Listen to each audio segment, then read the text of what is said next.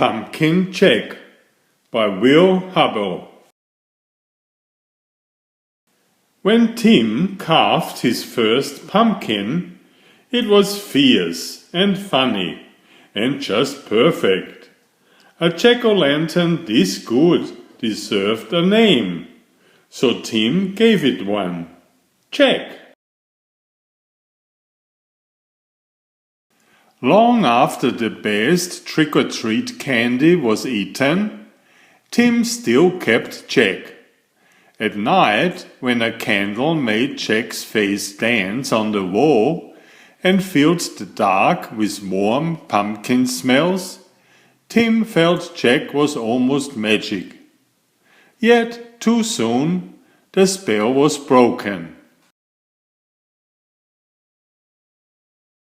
"This pumpkin is beginning to rot," announced Mum.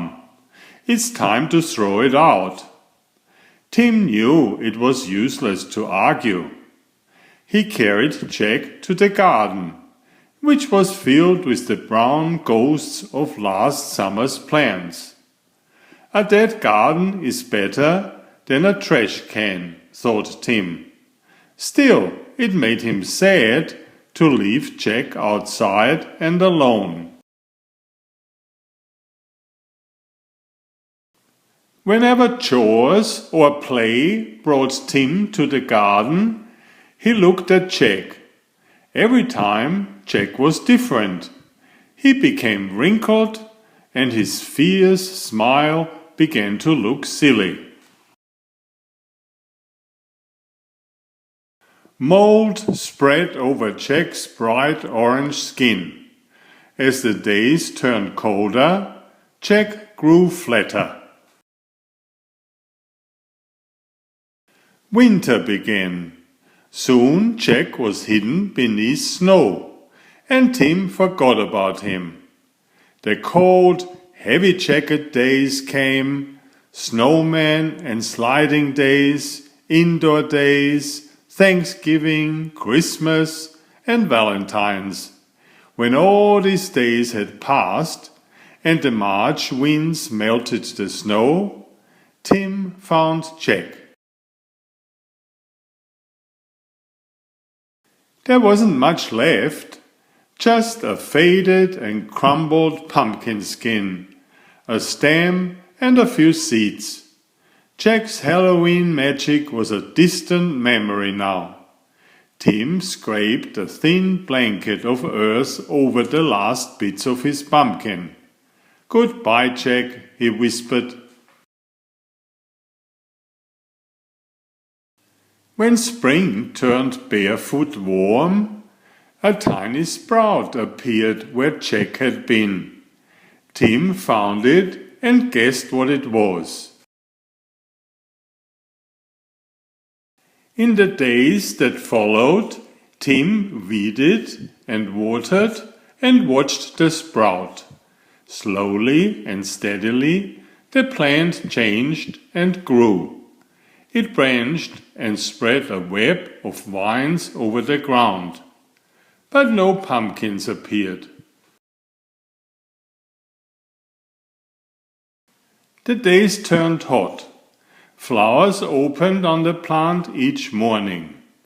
Yellow stars that twisted shut forever in the afternoon.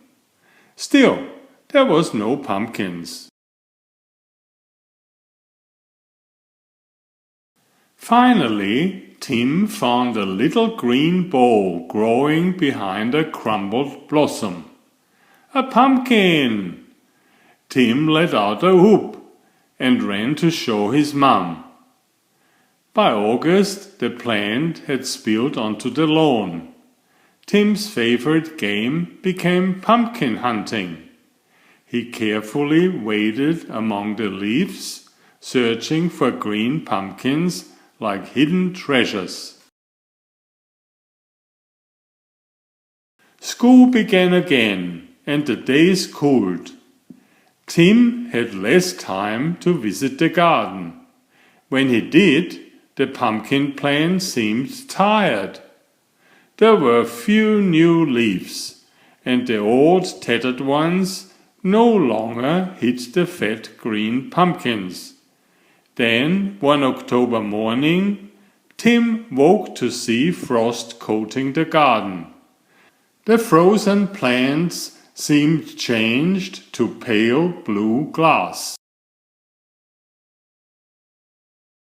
After school, Tim discovered what the frost had done.